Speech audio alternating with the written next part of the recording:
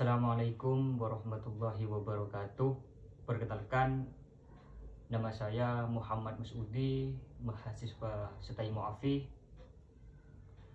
Prodi PAUD semester 1 dengan mata kuliah Sejarah Peradaban Islam yang diampu oleh dosen Bapak Abdullah SOSI MPDI. Saya akan menceritakan perkembangan sejarah Islam pada masa Nabi Muhammad hingga pada masa dinasti Abbasiyah, merupakan periode yang sangat penting dalam perkembangan peradaban Islam. Pada masa Nabi Muhammad pada tahun 570 sampai 632 Masehi, kelahiran dan masa muda Nabi Muhammad SAW lahir pada tahun 570 Masehi di Mekah, di suku Quraisy, keluarga Bani Hashim. Ayahnya Nabi Muhammad bernama Sayyidina Abdullah, dan Sayyidina Abdullah wafat sebelum Nabi Muhammad lahir, dan ibunya kanjeng Nabi Muhammad bernama Sayyidatina Aminah. Sayyidatina Aminah wafat ketika Nabi Muhammad masih kecil. Nabi Muhammad dibesarkan oleh kakeknya yang bernama Abdul Muthalib, dan setelah Abdul Muthalib wafat, maka Nabi Muhammad dibesarkan oleh pamannya yang bernama Abu Thalib. Pernikahan dan kehidupan sebelum kenabian. Pada usia 25 tahun, Nabi Muhammad menikah dengan seorang janda yang kaya raya bernama Sayyidatina Khadijah binti Khuwailid, yang usia 15 tahun lebih tua daripada kanjeng Nabi. Ia dikenal dengan sifatnya yang jujur dan amanah, dan sebelum menerima wahyu, ia bekerja sebagai pedagang dan mendapatkan kepercayaan dari masyarakat. Kenabian dan wahyu. Pada usia 40 tahun, Nabi Muhammad menerima wahyu pertama di Gua Hira di luar Mekah dari malaikat Jibril. Wahyu tersebut mengandung ayat pertama dari Al-Quran, surah Al-Alaq ayat 1 sampai 5. Sejak saat itu, Nabi Muhammad mulai menyampaikan wahyu Tuhan kepada umat manusia dengan pesan utama tauhid dan perubahan moral. Perlawanan dan hijrah ke Madinah. Awalnya, dakwah Islam ditentang keras oleh pemimpin Quraisy Mekah karena dianggap mengancam kekuasaan mereka. Setelah 13 tahun berdakwah, sebagian pengikutnya menghadapi penganiayaan dan penindasan. Pada tahun 622 Masehi, untuk menghindari ancaman tersebut, Nabi Muhammad SAW dan pengikutnya hijrah atau berpindah ke Madinah. Hijrah ini menjadi titik awal kalender Islam. Membangun negara Islam di Madinah. Di Madinah, Nabi Muhammad tidak hanya sebagai nabi, tetapi juga sebagai pemimpin politik. Beliau membentuk Piagam Madinah yang mengatur hubungan antar suku di Madinah dan memberikan hak-hak warga negara, baik itu muslim maupun non-muslim. Sepanjang tinggal di Madinah, Nabi Muhammad memimpin beberapa pertempuran besar seperti Perang Badar. Perang Badar terjadi pada tahun 624 Masehi. Pertempuran pertama antara Muslim dan Quraisy yang dimenangkan oleh kaum Muslim.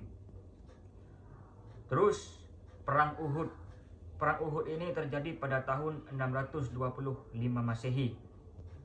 Kekalahan Muslim akibat strategi yang kurang baik, tetapi tidak menghentikan semangat umat Islam. Perang Khandaq.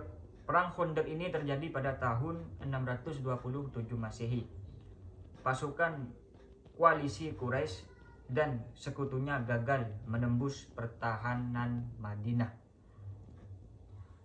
Penaklukan Mekah dan wafatnya Kanjeng Nabi pada tahun 630 sampai 632 Masehi. Pada tahun 630 Masehi, Nabi Muhammad memimpin pasukan besar untuk menaklukkan Mekah. Setelah terjadi perjanjian damai yang dilanggar oleh pihak Quraisy, Mekah akhirnya jatuh ke tangan umat Islam dan Nabi Muhammad membersihkan Ka'bah dan berhala-berhala. Nabi Muhammad SAW wafat pada tahun 632 Masehi setelah menyampaikan khutbah terakhirnya di Arafah pada musim haji. Masa Khulafaur Rasyidin pada tahun 632 sampai tahun 661 Masehi. Setelah wafatnya Nabi Muhammad, kepemimpinan umat Islam diteruskan oleh 4 khalifah yang dikenal sebagai Khulafaur Rasyidin. Mereka adalah Sayyidina Abu Bakar As-Siddiq radhiyallahu an. Kepemimpinan beliau pada tahun 632 sampai 634 Masehi. Sayyidina Abu Bakar, sahabat dekat Nabi Muhammad, dipilih sebagai khalifah pertama. Ia memimpin umat Islam melalui masa transisi yang sulit pasca wafatnya Nabi Muhammad. Menghadapi pemberontakan dari beberapa suku Arab yang tidak ingin membayar zakat atau perang Riddah, Sayyidina Abu Bakar berhasil mengembalikan stabilitas. Pada masa pemerintahannya, Islam mulai menyebar keluar Jazirah Arab. Kepemimpinan berikutnya diteruskan oleh khalifah yang kedua, yaitu Sayyidina Umar bin Khattab radhiyallahu an. Kepemimpinan beliau pada tahun 634 sampai 644 Masehi. Sayyidina Umar dikenal sebagai khalifah yang adil dan tegas. Di bawah kepemimpinannya, wilayah kekuasaan Islam berkembang pesat, mencakup Mesopotamia, Persia, Syam, Suriah, Lebanon, Yordania, Mesir, dan Afrika Utara. Sayyidina Umar juga memajukan sistem pemerintahan Islam, termasuk pembentukan negara bagian provinsi dan pembentukan sistem administratif. Sayyidina Umar dibunuh oleh seorang budak Persia pada tahun 644 Masehi. Kepemimpinan berikutnya diteruskan oleh khalifah yang ketiga, yaitu Sayyidina Utsman bin Affan. Kepemimpinan beliau pada tahun 644 sampai 656 Masehi. Sayyidina Utsman seorang sahabat Nabi Muhammad, dikenal karena kebijakan administratifnya yang memperluas wilayah kekuasaan Islam. Pada masa pemerintahannya, ia memerintahkan penyusunan dan penulisan Al-Quran dalam satu mushaf standar untuk mencegah perbedaan bacaan. Namun, kebijakan-kebijakan Sayyidina Utsman yang condong kepada keluarga Umayyah menimbulkan ketidakpuasan dan konflik internal yang puncaknya adalah pembunuhannya oleh pemberontak pada tahun 656 Masehi. Kepemimpinan khalifah yang terakhir yaitu Sayyidina Ali bin Abi Thalib yang dipimpin pada tahun 656 sampai tahun 661 Masehi. Sayyidina Ali, sepupu dan menantu Nabi Muhammad SAW, menjadi khalifah keempat. Masa pemerintahannya ditandai dengan konflik internal yang besar antara kaum pendukung Sayyidina Ali atau Syiah dan kelompok yang menentangnya atau Sunnah. Perang Jamal terjadi pada tahun 656 Masehi dan Perang Siffin terjadi pada tahun 657 Masehi. Terjadi selama masa kepemimpinan Sayyidina Ali yang mengakibatkan pembelahan besar dalam umat Islam. Sayyidina Ali akhirnya dibunuh pada tahun 661 Masehi oleh seorang Khawarij, kelompok yang menentang kekuasaan Sayyidina Ali. Setelah pemerintahan keempat Khulafaur Rasyidin, maka diteruskan oleh masa dinasti Umayyah. Masa dinasti Umayyah pemerintahannya pada tahun 661 sampai tahun 750 Masehi. Pendiri dan pemerintahan awal. Setelah wafatnya Sayyidina Ali karamallahu wajhah, Muawiyah bin Abi Sufyan dari suku Umayyah menjadi khalifah pertama dari dinasti Umayyah pada tahun 661 Masehi. Pusat pemerintahan dipindahkan ke Damaskus, Suriah. Umayyah memperkenalkan sistem kerajaan yang lebih sentralistik dibandingkan sistem pemerintahan sebelumnya. Ekspansi dan kejayaan. Di bawah kepemimpinan Muawiyah dan penerusnya seperti Yazid, dinasti Umayyah memperluas wilayah Islam hingga mencakup Spanyol, Al-Andalus di barat dan India Timur.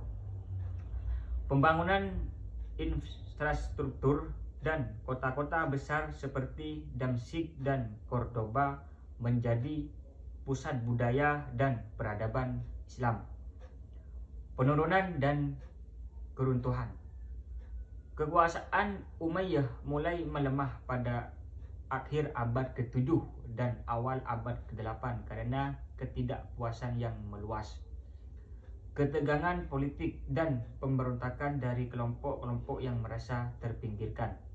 Pada tahun 750 Masehi, dinasti Abbasiyah berhasil menggulingkan Umayyah dalam sebuah revolusi yang dipimpin oleh keturunan Sayyidina Abbas, paman Nabi Muhammad SAW. Masa dinasti Abbasiyah pada tahun 750 sampai 1258 Masehi. Pendiri dan pemerintahan awal. Dinasti Abbasiyah didirikan pada tahun 750 Masehi setelah pemberontakan yang dipimpin oleh keturunan Sayyidina Abbas bin Abdul Muthalib. Mereka menggulingkan dinasti Umayyah dan memindahkan pusat kekuasaan ke Baghdad. Khalifah pertama, Abu al-Abbas As-Saffah, memulai pemerintahan yang lebih inklusif dengan menerima berbagai kelompok etnis dan suku dalam pemerintahan. Puncak kejayaan. Masa kejayaan Abbasiyah dicapai pada pemerintahan Khalifah Harun ar-Rasyid pada tahun 786 sampai 809 Masehi. Baghdad menjadi pusat ilmu pengetahuan, budaya dan ekonomi dunia Islam. Khalifah Harun ar-Rasyid juga terkenal dengan kemakmuran zaman keemasan Abbasiyah, di mana ilmu pengetahuan filsafat dan seni berkembang pesat. Pada masa ini, banyak ilmuwan muslim yang terkenal seperti Al-Khwarizmi, Bapak Al-Jabar, Ar-Razi, dokter, dan Ibnu Sina, filsuf dan ilmuwan. Kemunduran dan keruntuhan. Setelah masa keemasan, dinasti Abbasiyah mulai mengalami kemunduran, ditandai dengan konflik internal korupsi, dan pemberontakan dari kelompok-kelompok tertentu. Pada tahun 1258 Masehi, Baghdad diserang dan dihancurkan oleh pasukan Mongol yang dipimpin oleh Hulagu Khan, yang menandai akhir dari kekuasaan Abbasiyah di wilayah tersebut. Namun, beberapa anggota keluarga Abbasiyah masih bertahan di Mesir di bawah kekuasaan Mamluk. Begitulah cerita sejarah perkembangan Nabi Muhammad SAW sampai ke Bani dinasti Abbasiyah. Kurang lebihnya mohon maaf jika ada kesalahan, baik itu dari perkataan atau perbuatan yang kurang memuaskan. Mohon maaf sebesar-besarnya. Wassalamualaikum warahmatullahi wabarakatuh.